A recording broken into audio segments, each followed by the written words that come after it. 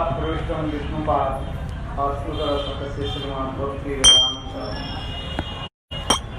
श्री रमण गोस्वामी महाराज एवं नित्यलीला प्रविष्टं विष्णुपाद अस्तुतरसतः भक्ति वेदांत श्री नारायण गोस्वामी महाराज जी के अभय चरण कमलों में अनंत कोटि साष्टांग दंडवत ज्ञापन करता हूँ।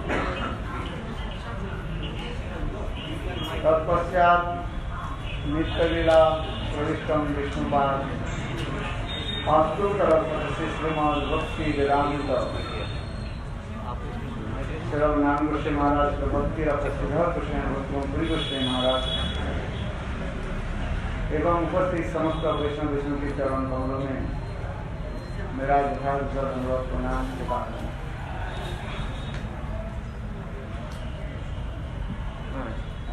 चाबी दें जोड़ नहीं ऐसे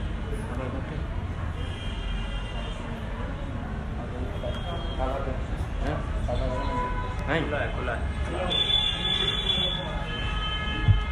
अभी हम लोग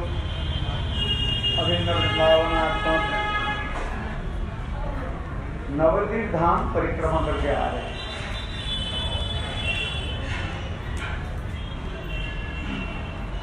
प्रतिवर्ष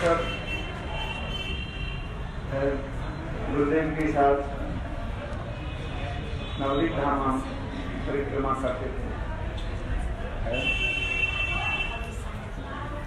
बहुत सुंदर नवद्वीप धाम की महिमा हम गुरु वैष्णव के मुखार विंद से श्रवण भी किया।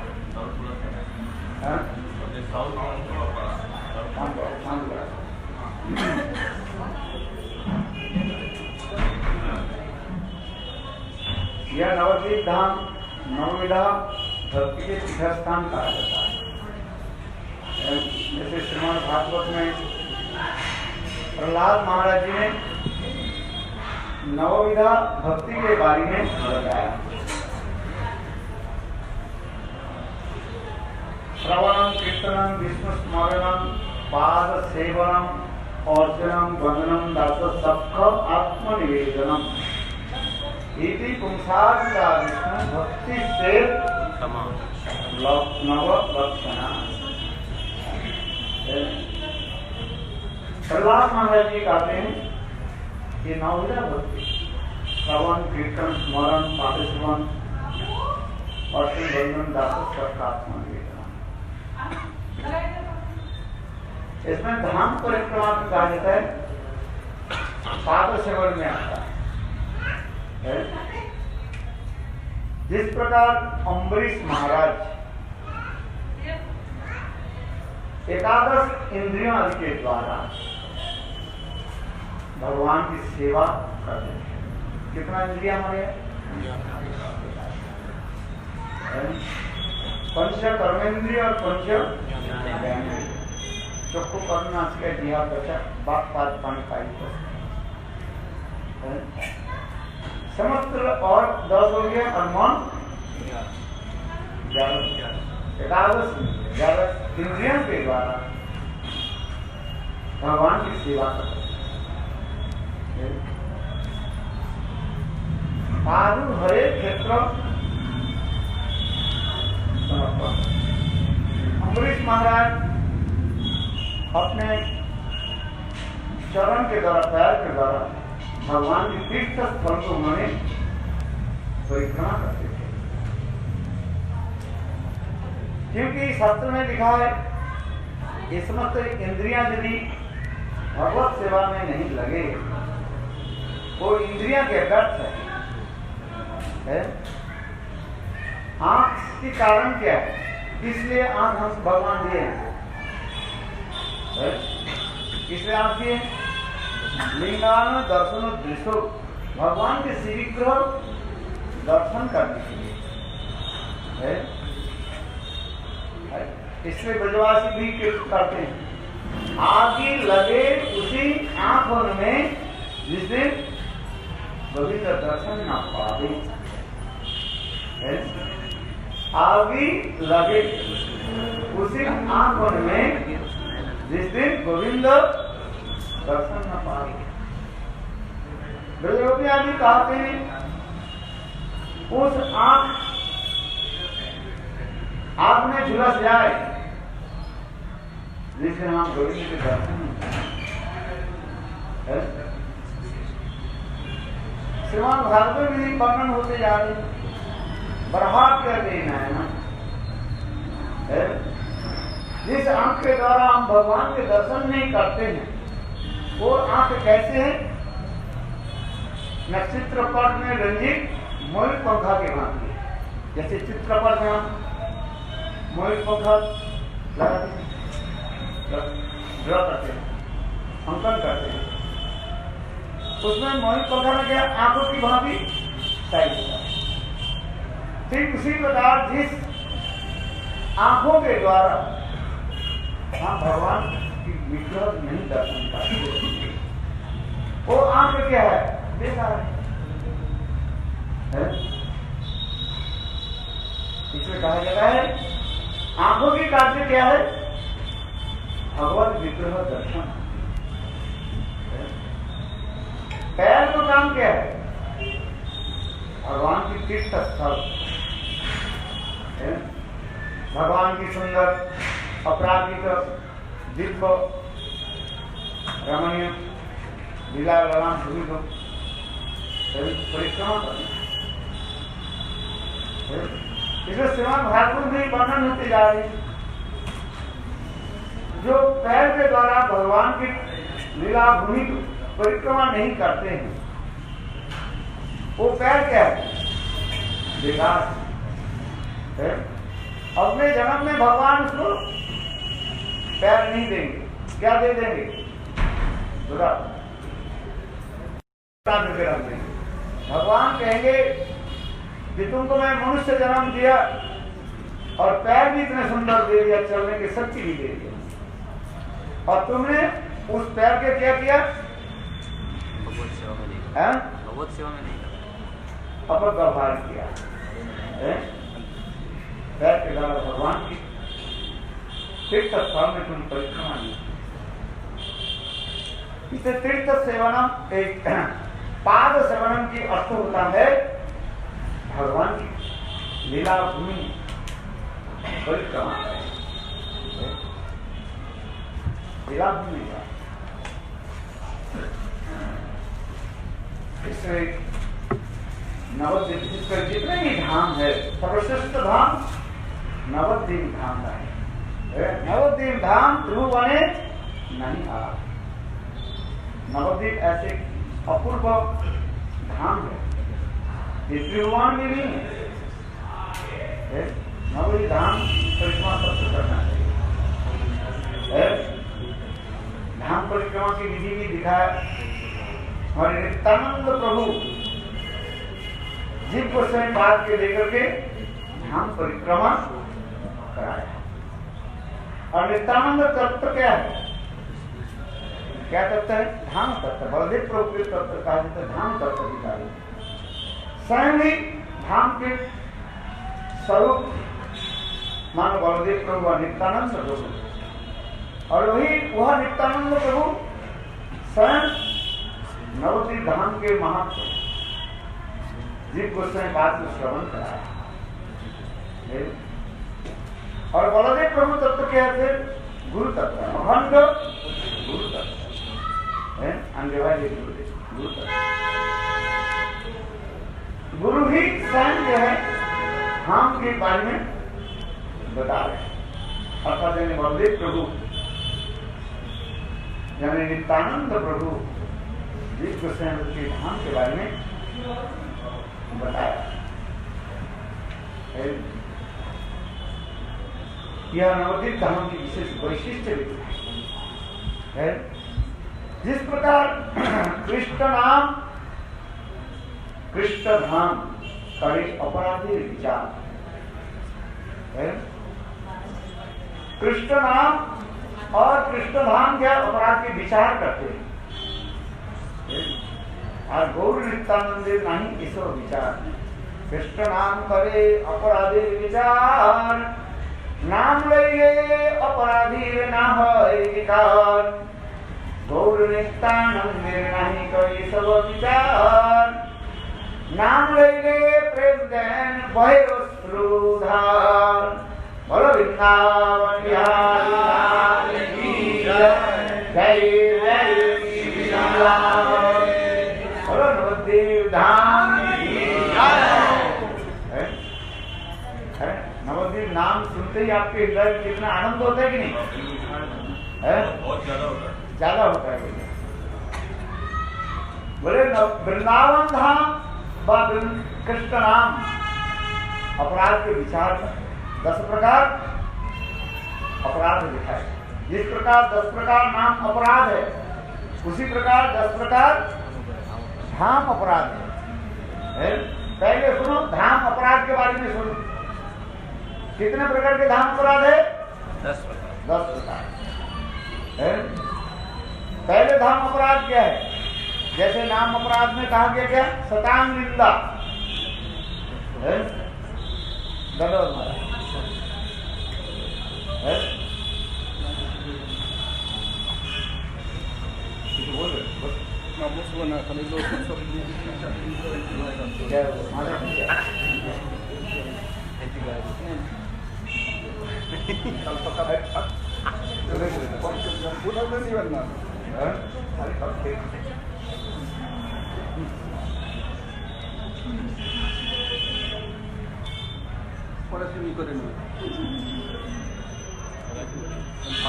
बोल क्या खेला नहीं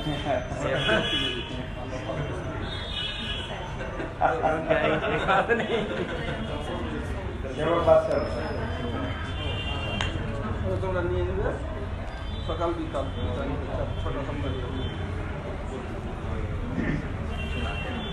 सब वृंदावन से आगे वृंदावन।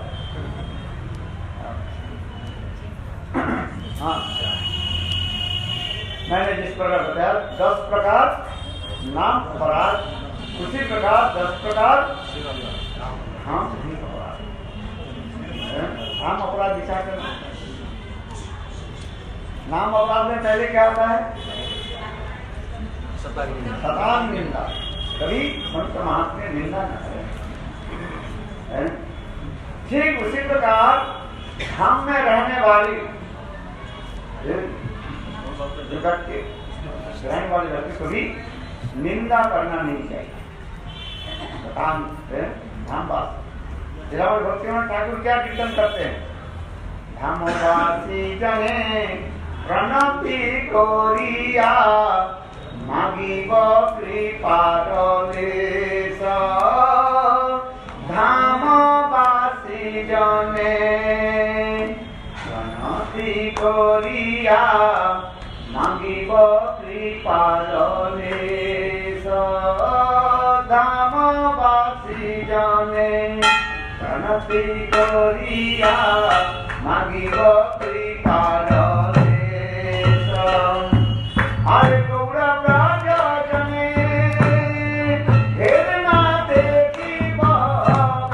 गौरा राजा जने भेद ना देखी बाप। हई बाबर जवानी, हई बाबर जवानी। हमारे भक्ति में ठाकुर गौर ब्रज जने भेद ना दे। गौरधन नवद्वीप पास गौर धाम में रहने वाले जो लोग हैं उसके गौरजन कहते हैं। नवद्वीप धाम पर रहने वाले और ब्रज में रहने वाले उसे क्या कहा जाता है? ब्रजवास। गौर ब्रज जने भेद ना देखियो वही पर ब्रजवास। भेद करना नहीं चाहिए, क्योंकि नवद्वीप धाम और वृंदावन धाम एक ही मात्र है। पहले इसको इसी दृष्टि से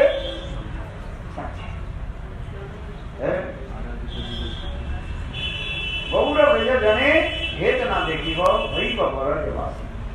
ब्रजवास है क्योंकि धाम अपराधिक है। हम लोग जड़ आंखों के द्वारा जड़ वस्तु दर्शन होता है, किंतु अपराधिक दिव्य आंखों के द्वारा दिव्य अपराधिक और धाम दर्शन है।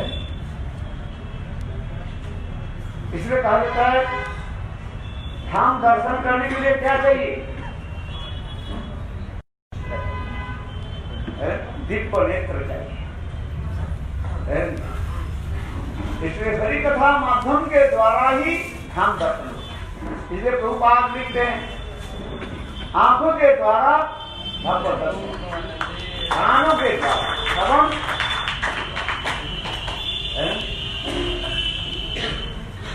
ठीक हमारे जड़ आंख जड़ वस्तु देखते, किंतु जब श्रवण करेंगे कानों के द्वारा श्रवण करेंगे तो हमारे दर्शन, कानों के द्वारा श्रवण है दर्शन करो। कैसे? जैसे हरि कथा आप श्रवण कर रहे हैं, ये हरि कथा क्या है? साक्षात श्री हरि है, कान के अंदर में प्रवेश किया और कहाँ आ गया? हृदय में आ गया। सिन्न कान सकथा कृष्ण पुण्य श्रवण। ये हरि कथा जो श्रवण कर रहे हैं, ये श्री हरि साक्षात शब्द ब्रह्म के रूप में है। आपके कान के माध्यम से कहाँ जाते? हृदय में आ जाते। और हृदय में जितने भी मैल जो है, काम क्रोध लोभ मोह मौन मास जितने भी है अनर्थ जितना वो अनर्थ के नाश करते। और शास्त्र सुधार कृषि मित्रों के भांति स्वयं भगवान हृदय में बैठ जाते। जैसे एक मित्र दूसरे मित्र के घर में जाए, वो मित्र अपने मित्र के कभी आदेश नहीं देते हैं ये मेरे लिए ये चेयर दे दो, मानते ही हो नहीं। वो स्वयं आसन लेकर के बैठ गए और बैठने के बाद यदि आसन में चेयर में यदि धूल जमा है और कुछ मैला हो, वो स्वयं क्या करते हैं? साफ करते और स्वयं ही विराजमान हो जाते हैं, कर जाते। उसी प्रकार इस श्लोक में भगवान कार्य श्लोक में आ रहे हैं। स्वयं भगवान श्रवण जो कर रहे हैं भक्त है, उसके कहते हैं मित्र के मित्र। जो वक्ता जो होते हैं वो क्या हुए? भगवान के मित्र बोल रहे हैं। और जो श्रवण कर रहे हैं श्रोता जो है वो क्या हो गया? मित्र के मित्र। इसे भगवान क्या करते हैं? उनकी हृदय में स्वयं ही बैठ जाए, साफ लग में स्वयं बैठ जाए। छबद्राणी विदुनती सुनील सताम नष्ट प्रायसु अभद्रेषु नित्यम भागवत सेवया। नित्य भागवत सेवा, एक ग्रंथ भागवत और एक भक्त भागवत। भक्त भागवत और ग्रंथ भागवत दोनों की सेवा नहीं करें, क्योंकि इससे अधिक रूप में भक्त भागवत की आदर, क्योंकि भक्त भागवत के द्वारा ही हम ग्रंथ भागवत की तात्पर्य समझ पाएंगे। क्योंकि भागवत विभु है, कृष्ण विभु, भागवत विभु। प्रति श्लोके प्रति शब्द नाना अर्थ और जैसे भागवत के एक ही श्लोक देखो कितना अर्थ होगा। आत्मरामस्य मुनय, इस श्लोक के अर्थ स्वामी भट्टाचार्य ने 9 प्रकार व्याख्या कर दिए। और उसी श्लोक चैतन्य महाप्रभु 18 प्रकार अर्थ बताए। और फिर उसी श्लोक के आत्मरामस्य मुनय, इसी श्लोक के चैतन्य महाप्रभु सनातन दर्शन के निकट कितना अर्थ बताया? बताओ, 64 प्रकार शीतल चैतन्य में भूल जाते थे, भूलना नहीं चाहिए। हाँ? अब देखो कितना सुंदर है। मेरे कहने की तात्पर्य है भक्त भागवत, वास्तव जो भागवत की तात्पर्य हमें समझाएं। इसमें चैतन्य भागवत में भी लिखा गया, भागवत पढ़ी केह मरे और भागवत पढ़ी केह मरे। तात्पर्य क्या है? ये भागवत की जो अर्थ जो है यदि वैष्णव के अनुगत्य में अध्ययन नहीं किया व श्रवण नहीं किया तो गलत अर्थ है, उससे आपकी पतन हो जाएगी। जिसे अद्वैतवादी, मायावादी, कोई भी ज्ञानी योगी सभी तो भागवत पढ़ते हैं, पढ़ते ही नहीं पढ़ते। भागवत सप्ताह होती है और भागवत सप्ताह में सभी कथा बोलते रहते हैं, किंतु अपने अपने टीका लगा दिए। इसलिए कहा ये नहीं, भागवत श्रवण कैसे होना चाहिए? वैष्णव मुखार अवैष्णव को कुत हरि कथा मृतम श्रवणम नैव कर्तव्यम सर्वोच्छिष्टो यथा वयम्। दूध पीने से हमारे शरीर पुष्ट होता है कि नहीं? आजकल दूध मिलता ही नहीं है, क्या करें? आप पीते ही नहीं, पीते ही नहीं। हाँ बात है, दूध पीने से क्या होता है? शरीर पुष्ट सबल होता है। किंतु देखो वह दूध यदि सांप के मुंह के द्वारा उच्छिष्ट हो जाए, माने विष्ट है, और उस दूध के यदि आप पी लिया तो आप क्या, आप मर जाओ, आप बीमार पड़ जाओ। ठीक उसी प्रकार भागवत और विष्णु के मुख से श्रवण करने पर वो पतन हो जाए। देखा, अवैष्णव के मुख से हरि कथा व भागवत कथा सुनना नहीं। भागवत कथा किससे श्रवण करो? वैष्णव के मुख। जहाँ भागवत पढ़ो वैष्णवे स्थाने एकांत आश्रय करो चैतन्य चरणी। जहाँ भागवत पढ़ो वैष्णव के स्थान, वैष्णव के अनुगत्य में, वैष्णव के निकट भागवत श्रवण करना चाहिए। और साथ ही साथ क्या करना चाहिए? एकांत आश्रय करो चैतन्य चरण। महात्मा के चरण में एकांतिक रूप में शरणागत होना चाहिए, क्योंकि महाप्रभु के अनुगत्य बिना हृदय में प्रेम उत्पन्न नहीं है। विशेष करके कलियुग में प्रेम, विशेषकर ब्रज प्रेम के विकास। ब्रज प्रेम कौन देने वाले? एकमात्र चैतन्य महाप्रभु।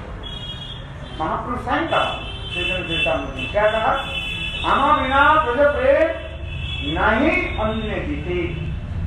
महाप्रभु स्वयं कहा कलियुग में मैं ही केवल ब्रज प्रेम जी सकता। इसलिए महाप्रभु के अनुगत्य में प्रेम धर्म अनुष्ठान।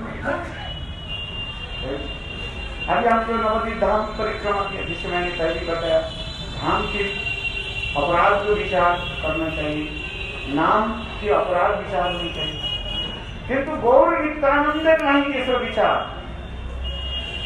नवद्वीप धाम के बारे में हम श्रवण कर रहे हैं। नवद्वीप धाम ऐसे अनूठा धाम है, अपराधी व्यक्ति की भी नवद्वीप धाम आश्रय दे देते हैं। वृंदावन धाम में अपराधी नहीं रह सकते। यदि कहो लोग रह रहे हैं, रह रहे कि नहीं रह रहे? स्वदेशी विदेशी, सुकर कुकर, चोर डेकेट, ये कतरा रहते कि नहीं रहते? तो सब धर्मवासी है? बोले नहीं, हमारे भक्ति सिद्धांत से प्रभुपाद कहते हैं वास्तव धामवासी कौन है? रूप सनातनी के अनुगत में और उनके भाव में विवाहित होकर के जो लोग रहते हैं उसी की धर्मवासी कहा गया। चैतन्य चैतामृत में अनुभाष्य में शिल भक्ति सिद्धांत सरस्वती प्रभुपाद कहते हैं धर्मवासी कौन है? सप्त धाम में रहते हो, गाय काटने वाले, चोर, डकैत, विविध धाम में रहते बोले नहीं। यदि महाप्रभु रूप सनातन के विचार, रूप सनातन के भाव में विवाहित होकर के नहीं रहे तो उसके धामवासी नहीं कहा जाए। इसलिए धामवासी कौन है? जो सदा सर्वदा गौर नित्यानंद के भाव में अभिष्ट होकर के राधा गोविंद की सेवा भी करते भाव में जुड़े रहते तो यथार्थ वास्तव हो धर्मवासी नहीं तो सभी तो धर्मवासी। स्थूल विचार में दो प्रकार के विचार है, एक स्थूल विचार बस कंसेप्शन और एक होता है क्या सूक्ष्म विचार। स्थूल विचार में जो धाम में रह रहे धाम का ब्रज में रह रहे इसलिए ब्रजवासी का, किंतु वास्तव के सूक्ष्म विचार में धर्मवासी वह है जिन्होंने रूप सनातन की भाव में विचार में संबंध होकर के वो धर्मवासी। इसलिए धर्मवासी जने प्रणति करिया नादी को पार धर्मवासी के पास जा करके हम प्रणाम करेंगे, उनके निकट भिक्षा करेंगे। ये हम राधा गोविंद की भाव माधुर्य कैसे प्राप्ति करें। इसलिए नरोत्तम दास ठाकुर प्रेम भक्ति चंद्रिका भी लिखते हैं, क्या लिखा है? धामवासी जन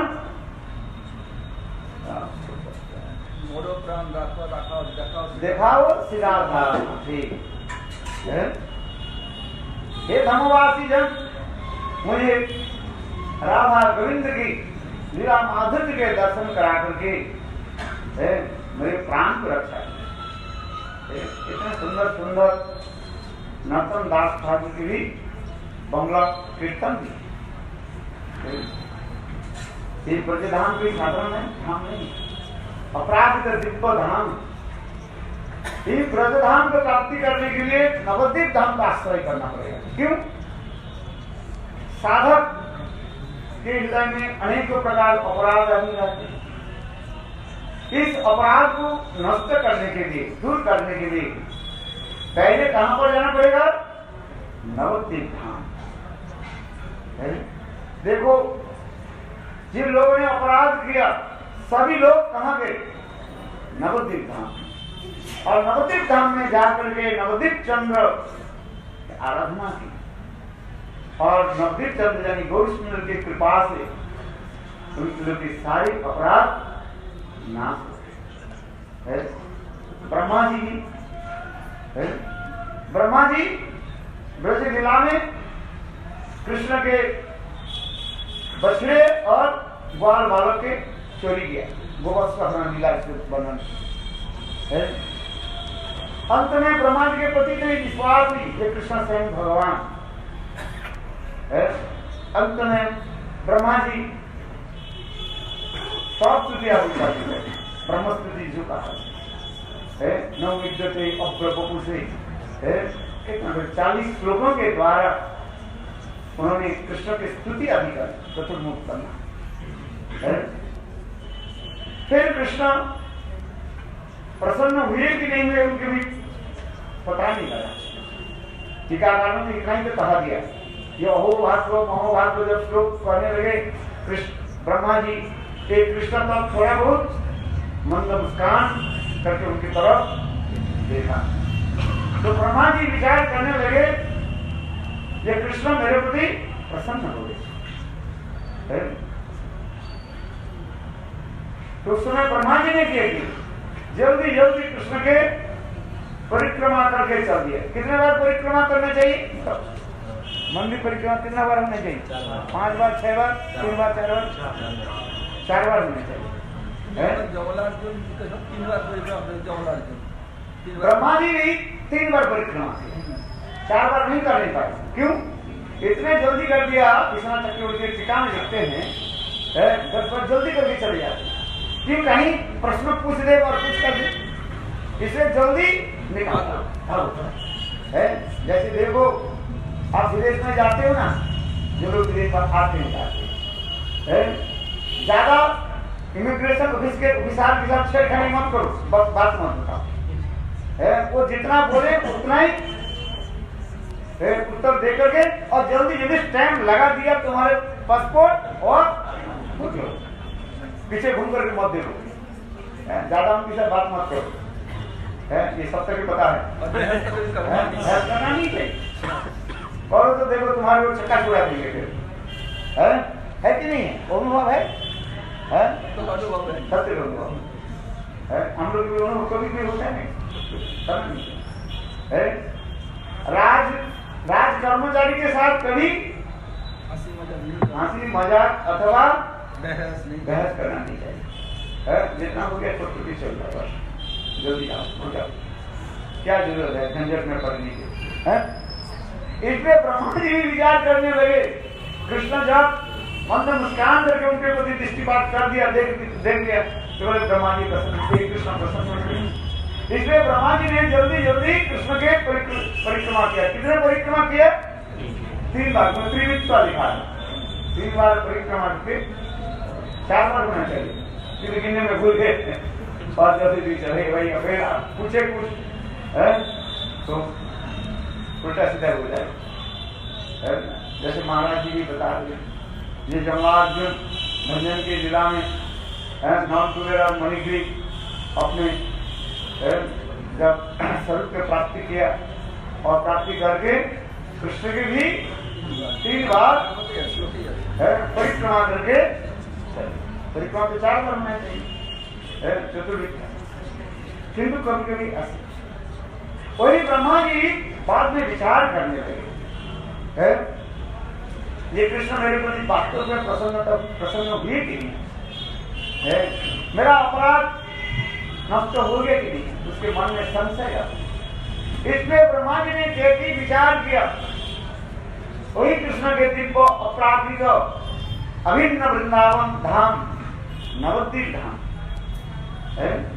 जिस धाम पर जीव जाने पर जिनके सारे अपराध अपने आप नष्ट हो जाते हैं। दिनों में तो निवास भले बात करने की जरूरत नहीं है, भले नवद्वीप धाम के धूली को केवल स्पर्श करो, नवद्वीप धाम के धूली स्पर्श करने से धूल के स्पर्श करो, बोले आपके हृदय में प्रेम चलता है और सारे अपराध तो अपने आप नष्ट हो जाते हैं।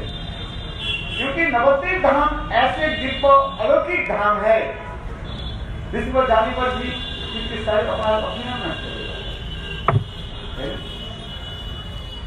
इसलिए ब्रह्मा जी ने देखी वह नवद्वीप शतद्वीप धाम वह पर जाकर के तपस्या करी। कल्प भेदे जो हरिकथा विभिन्न कल्पों में ब्रह्मा जी वही नवद्वीप धाम में यज्ञ आदि भी किया। जहाँ पर योगपीठ है ना, वहाँ ब्रह्मा जी के यज्ञस्थली भी कहा गया। सप्तयुग में ब्रह्मा जी वह पर यज्ञ भी किया, यज्ञस्थली भी बताया। ब्रह्मा जी हजारों साल तक वह पर तपस्या आदि करने, तब स्वयं कृष्ण गौरांग के रूप में प्रकट होकर के उनके वरदान दे दिया।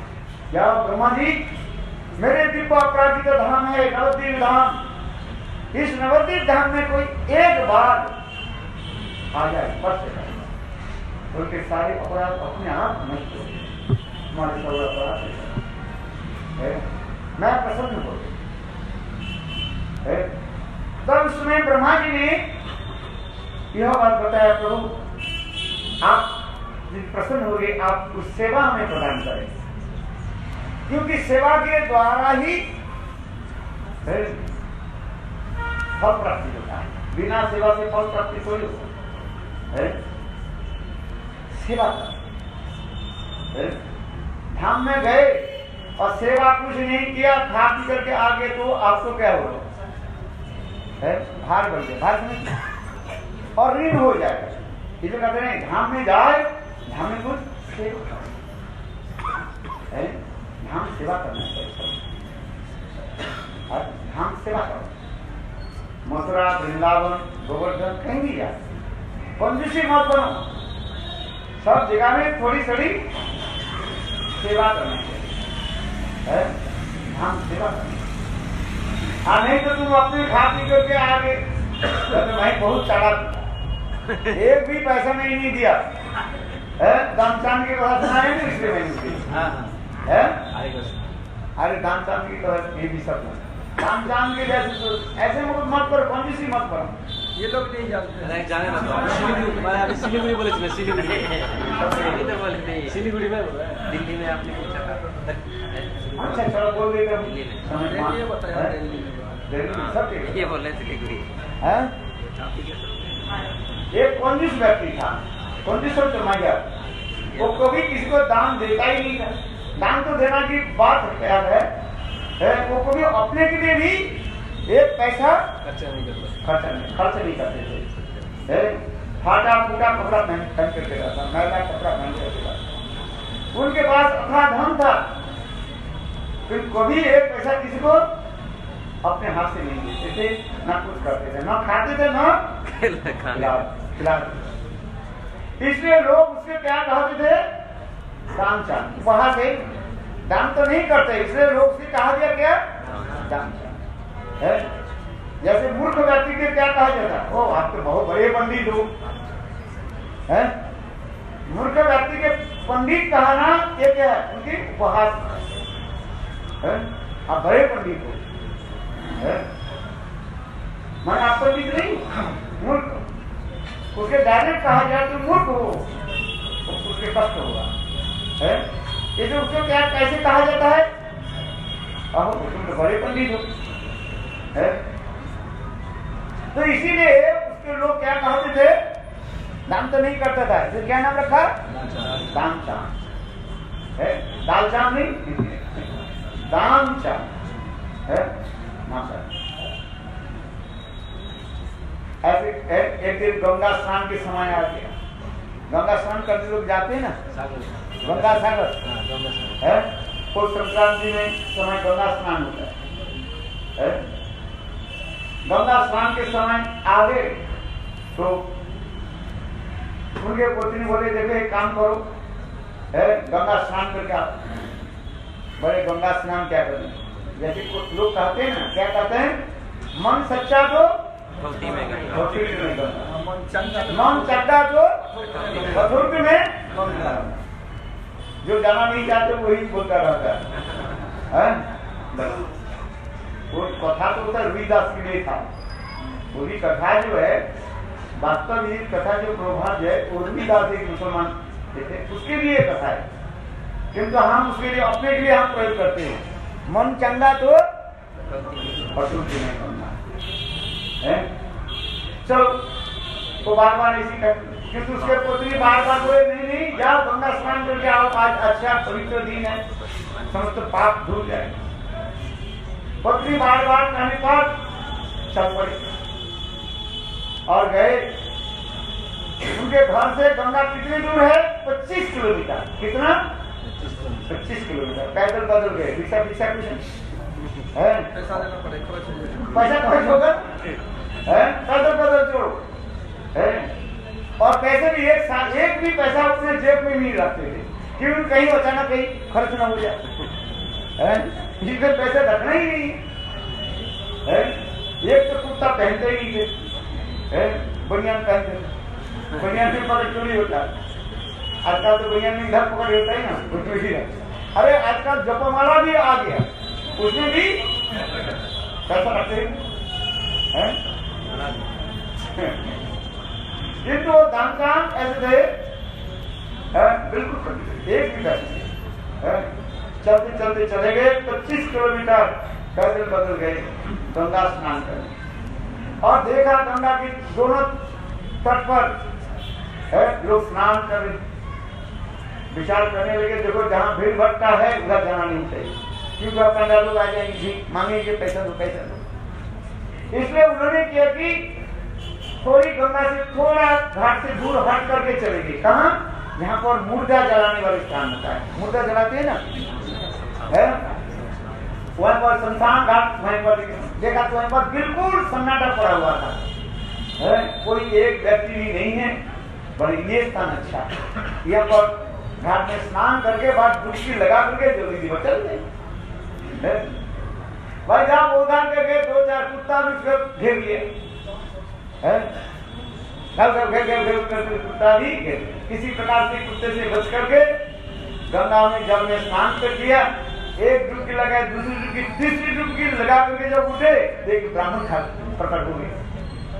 ब्राह्मण आदमी के बोले, धनचांद देखो ये घाट में कोई आता ही नहीं है, ये घाट मेरा है, इस घाट में तू जैसे निराला व्यक्ति है ऐसे है, सामने कोई आता ही नहीं है।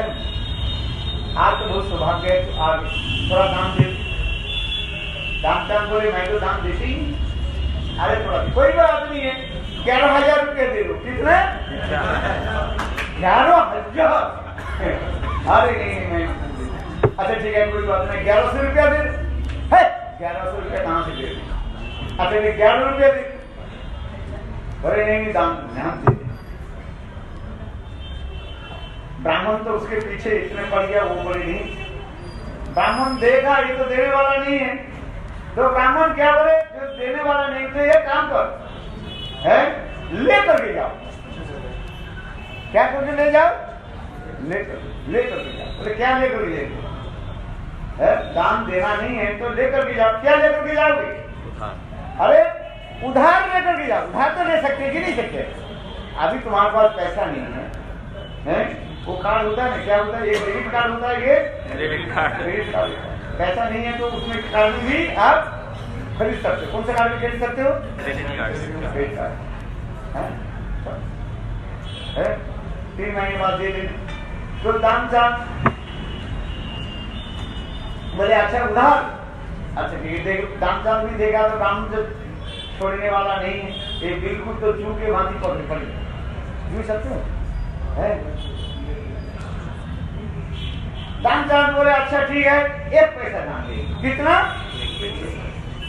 है? अभी तो हमारे पास नहीं है, हमारे घर में आ जाए दे दे। दामचांद ये भी जानते 25 किलोमीटर कौन जाएगा पैदल पैदल, और 1 पैसा के लिए, और फिर 25 किलोमीटर वापस कौन आएगा? 3 महीना बाद वो भी 3 महीने नहीं बोले, 1 महीने है। भाई क्या कि दामचांद स्नान करके फिर चलते घर में गए। 25 किलोमीटर चलते चलते शाम के समय हो गया है। सारा दिन कुछ खाया पिया ही नहीं है, एक भी बिल्ला भी वाटर भी खरीदा नहीं, क्योंकि पैसा ले के नहीं गए। क्यों जानते हैं, फिर कहीं प्यास लग गया, पानी खरीदना पड़े तो जेब से खरीदना पड़ेगा ना, इसलिए पैसे भी जान चुके नहीं। भाई सारा दिन बिना खाए पिए है, और शाम के समय बिल्कुल सूर्यास्त के समय है, गोदी में आदि सूर्यास्त है, ठीक इसी समय घर में पहुंचे और पत्नी ने क्या की, दामचंद की पत्नी उनके खाने के लिए थाली रख दिया और खाने के लिए बैठे है। और इतने समय घर की दरवाजा खटखटाने लगी। दामचंद की पत्नी बाहर में, क्या बात है? बोले दामचंद के मकान है। हाँ जी, क्या बात है? बोले दामचंद मुझसे कुछ पैसा उधार दिया था, वो मैं लेने के लिए आया। दामचंद की पत्नी आकर के बोली, आपने किसे उधार दिया था? अरे वो आ गया ब्राह्मण। बोले हाँ जी, इतने जल्दी? दामचांद बोले अभी क्या एक पैसा के लिए 25 किलोमीटर और मेरे पीछे पीछे जुड़ रहा। अच्छा एक बात बोल दो। दामचांद अपने पुत्री के बोले एक बोल देख दामचांद बीमार है। क्या है? बीमार पड़ गए है। जब बीमार ठीक हो जाएगी ना तब दे देंगे बोल। दामचांद के पत्नी बाहर आकर के बोली बोले दामचांद मेरे पति तो बीमार है। जब बीमार ठीक हो जाएगी ना अब दे देंगे। ब्राह्मण भी ऐसी भी ढील है, वो भी कम नहीं है। ब्राह्मण बोले देखो मैं ब्राह्मण हूँ और दामचांद मेरा जजमान है। इसका मतलब मैं गुरु हूँ और जजमान मेरा बेटा है। बेटा है, इसी से बेटा होते हैं। तो किसी पे बेटा बीमार पड़ जाए और पिता घर से आकर लोग थोड़ी जाएंगे। मैं तो जाने वाला नहीं, मेरे बेटा बीमार पड़ गया, कोई भी बात नहीं है, मैं तुम्हारे घर के बाहर बैठा रहूंगा। जब तक दामचांद ठीक नहीं हो जाए तब तो मैं जाऊंगा नहीं तुम्हारे घर से। और कुछ करना नहीं है, मैं तो ब्राह्मण हूँ, कच्चा पका तो खाता ही नहीं। कच्चा पका होता ही ना ब्राह्मण लोग खाते हैं, हम कच्चा पका तो नहीं खाते। बोले क्या करना है? मैं फलाहार करती हूँ। एक काम करो, दामचांद के जाकर के बोल दो मेरे लिए कुछ फलाहार की व्यवस्था कर देने। क्या करने के लिए? फलाहार। एक आदमी का हम फलाहार करते हैं तो से 4 केला, कुछ अंगूर और संतरा और खजूर और कुछ साथ में कुछ खजूर कुछ खजूर आदि कर दो और थोड़ा दूध भी दे देना। पूरा लिस्ट बना दिया ना। दामचांद के पुत्री जाकर के बोली वो तो बोल रहे तो जाएंगे जब तक बीमार आपके ठीक नहीं हो वो तो बाहर बैठेंगे और बोले उसके लिए फलाहार की व्यवस्था कर दो। एक पैसा के लिए उसके और भी इतने लिस्ट बना दिया जैसे माधव महाराज ने बताया ना, लिस्ट बना है। मैंने दामचांद बोले अच्छा ये तो जान कभी एक काम करो जाकर के बोल दो दामचांद मर गया। पुत्री बोले कैसे मैं बोलूं जाकर के दामचांद मर गया? आप मेरा पति, अरे कोई बात नहीं है, मर गया तो क्या है, शरीर तो मरा हुआ है और मर गया तो बोल दो ना, क्या होता है भाई। कौन मर गया उसके ऋण कौन उतरेगा? कोई भी बात नहीं, चिंता मत करो। यदि अंदर में भी आ जाए वो ब्राह्मण, मैं सांस को ऐसे रोक लूंगा, मैं बिल्कुल हाथ पैर खींच कर मैं बैठ जाऊंगा। जब कोई मर गया उसका ऋण कौन उतरेगा, कौन देगा? ऐसा हंस रहा है। और उनके पुत्री भी ऐसी है। दामचांद के पुत्री आकर के बोले ब्राह्मण के बोले दामचांद क्या हो गया? मर गया। अरे भाई ब्राह्मण कहने लगे दामचांद मर गया? अरे मेरा बेटा मर गया, चल मैं गांव वाले के समाचार देता हूँ। बोले देखो वो ब्राह्मण ने क्या की आंखों की पलक पड़ती हुई सभी घर में जाकर के बोल दिया ये गांव में दामचांद मर गया। बोले देखो गांव वाले सब दौड़ दौड़ करके आए दामचांद के घर में और दामचांद जान बुझ करके ऐसे खटिया पर लेटे हुए हैं और हाथ पैर के खींचे और गांव वाले बोले तो मर गया, चलो इसको दाह कर देते, दाह संस्कार कर देते, शमशान में ले जाते हैं। और पोती बोले नहीं नहीं मरे नहीं, ये जिंदा है। जाती है स्त्रियों के ऐसी स्वभाव होता है, मर गया है? अरे मर गया। देखो जो गांव वाले ने बेटी दान के जो है जबरदस्ती जो है शमशान में ले गए, लकड़ी के ऊपर जैसे दे देते ना चिता में जैसे सुला देते हैं और उसके ऊपर 2-4 लकड़ी भी डाल दी है। और दान के पुत्री तो रोने लगे थे नहीं नहीं मेरा पुत्री मरे नहीं है, ये सांस के रुके हैं। मर गए आप लगाने वाले थे इसमें समय गांव वाले से जला देते। इतने समय ब्राह्मण बोले गांव वाले आप मत लगा, ये मेरा बेटा है मैं ब्राह्मण हूँ, ये मेरा जजमान है, जब तुमने तो हट जाओ, मैं आगे मुखाग्नि तो मैं करने वाला है। भाई देखो भगवान वो ब्राह्मण ने कहने लगे घनश्याम, अरे एक पैसा के लिए तू मरने के लिए तैयार है? अरे उठो देखो, मैं साधारण ब्राह्मण नहीं हूँ, मैं साक्षात भगवान विष्णु हूँ, मेरे स्वरूप के दर्शन करो। ध्रुव प्रहलाद ब्रह्मा आदि भगवत देवता लोग भी मेरा स्वरूप के दर्शन करके तरफ थे। तू देख, गंगा स्नान करके आए, एक पैसे के तू मत, आंख खोल कर देख, मेरे दर्शन कर। दामचांद विचार के बात तो सही है, अच्छा देख लेता हूँ, भगवान के बाद दर्शन करता हूँ। आंख खोला, जब आंख खोला तो देखा क्या कोई ब्राह्मण खड़े हुए हैं, फिर आंखें खुलनी थी, बंद कर दिया। बार बार जब ऐसे करने लगे, भगवान कहने लगे दामचांद, कितने बड़े बड़े वसूल को मैंने प्रसाद दिया, तू मरने के लिए तैयार है, किंतु एक पैसा दान देना। अरे यदि नहीं तेरे पास नहीं होते कोई भी बात नहीं है, और तेरे पैसा पास इतने पैसा होते हुए पर भी एक पैसा देने के लिए तू मरने के लिए तैयार है? अरे दामचांद देख, मेरे स्वरूप के दर्शन कर। दामचांद आंख खोला, भगवान को तो ब्राह्मण नहीं थे, वो कौन थे? भगवान विष्णु। भगवान विष्णु बोले दामचांद, तू वर मांग ले, तेरा ऐसे निष्ठा गंगा स्नान के फल को व्यक्त नहीं जाएगा, भले तू दान दे और ना दे, किंतु गंगा स्नान तुमने जो किया ये फल व्यक्त नहीं जाएगा।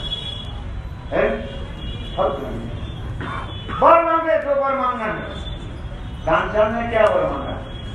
ये प्रभु, यदि आप प्रसन्न हो गया, मुझे एक पैसे जो आपसे मैं उधार लिया था, उसको क्या कर दो? मुक्त कर दो। बोलो वृंदावन बिहारी। कितने पैसे मांगा? एक पैसा मांगा।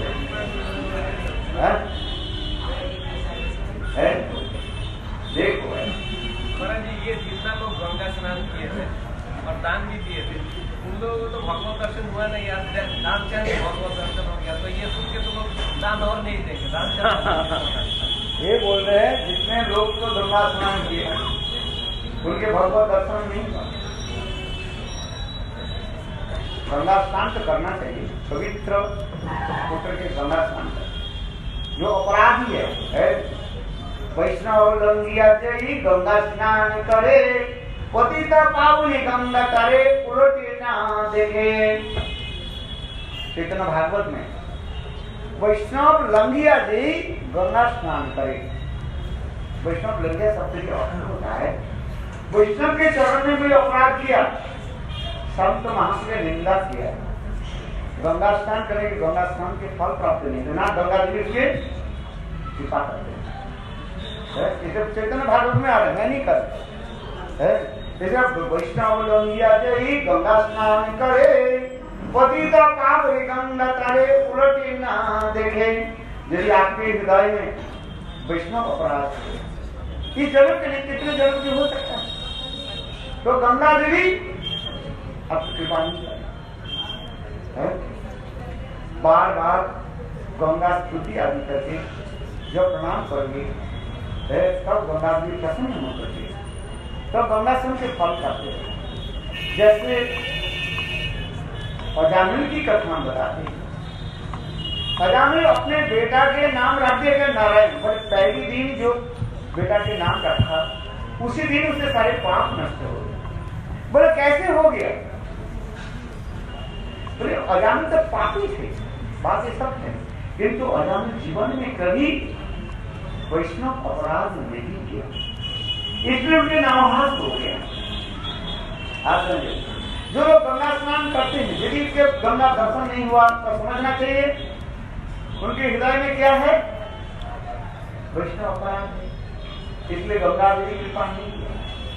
तो बार बार गंगा स्नान, बार बार तो गंगा की स्तुति करने पर अपराध नष्ट हो जाता है, फिर गंगा की स्नान की फल प्राप्त होता है। जो दामचांद की मैं कथा सुनाए, दामचांद भी उसी प्रकार के है। भले ही वो कंजूस थे, किंतु उन्होंने कभी वैष्णव के चरण में अपराध नहीं किया।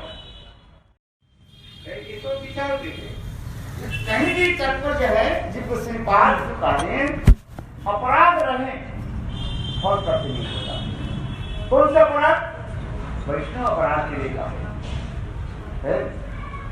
जैसे नाम करने पर यदि नाम के फल अपनी प्राप्ति नहीं हो रहा है तो समझना चाहिए अपराध है। नाम करने के फल क्या है? आप बताओ। आप नाम करते हो ना, नाम जप करने के फल क्या है? प्रेम उत्पन्न होना है। एवं व्रत स्वप्न नाम के फल, नाम करने के फल क्या है?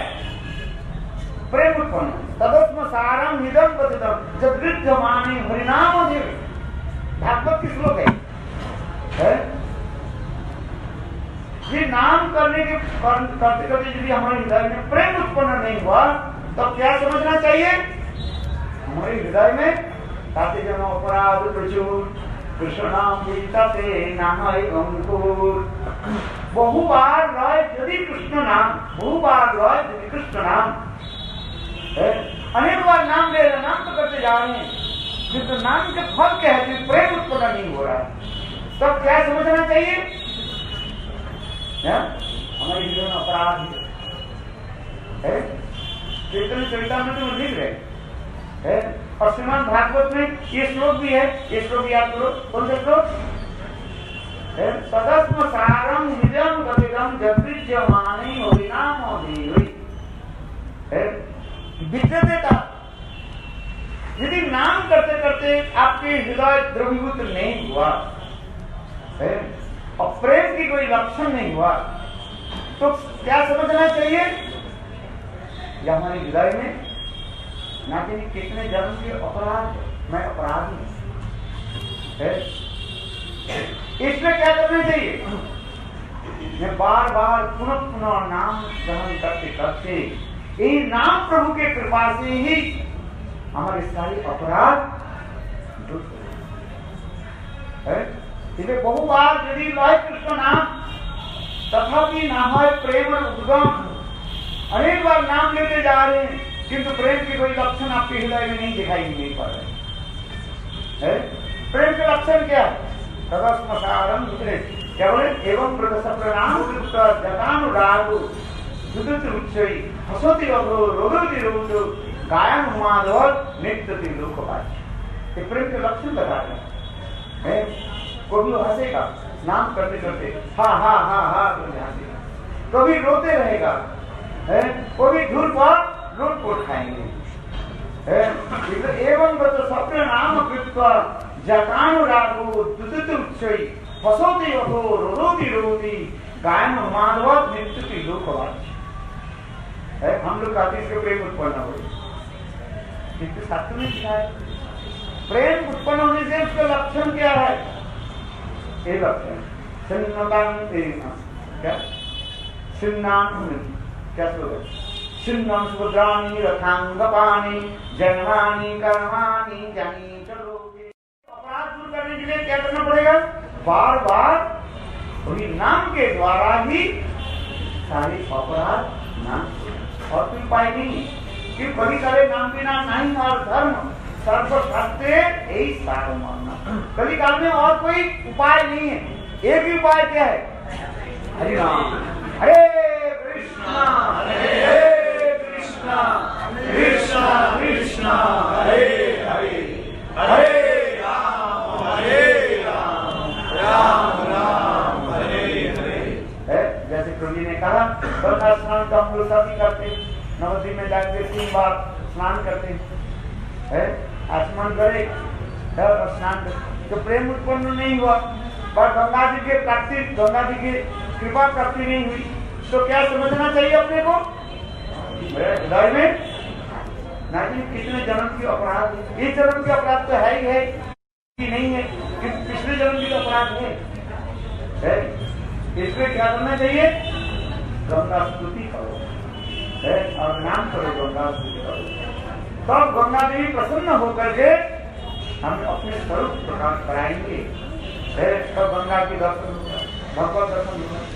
सिद्धांतन के लिए से जो उपाख्यान जो सुनाया, वो जीवन में कभी वैष्णव अपराध नहीं किया, जैसे अजामिल पाप तो किया, लेकिन कभी वैष्णव अपराध नहीं किया। हमारे विष्णु टीका में लिखते हैं, इसके फलस्वरूप उनके नामाभास हो गया, जिसके फलस्वरूप विष्णुदूत जमदूत के संग हुआ, और फिर के उनके मुखारविंद से श्रवण किया, नाम महात्मा श्रवण किया, फिर उन्होंने सब कुछ छोड़ करके विरक्त होकर के, अनुताप्त होकर के वो कहा के हरिद्वार में गए और गंगा के तट पर बैठ करके गंगा जल पान किया और पुनः परिणाम करने लगे, वही नारायण नाम मंत्र जप करने लगे, और फिर वही विष्णुदूत आकर के उनको दिव्य विमान में बैठ करके वैकुंठ ले गए। बोलो वृंदावन बिहारी जय जय और गोविंद बोलो हरि। क्या बोले?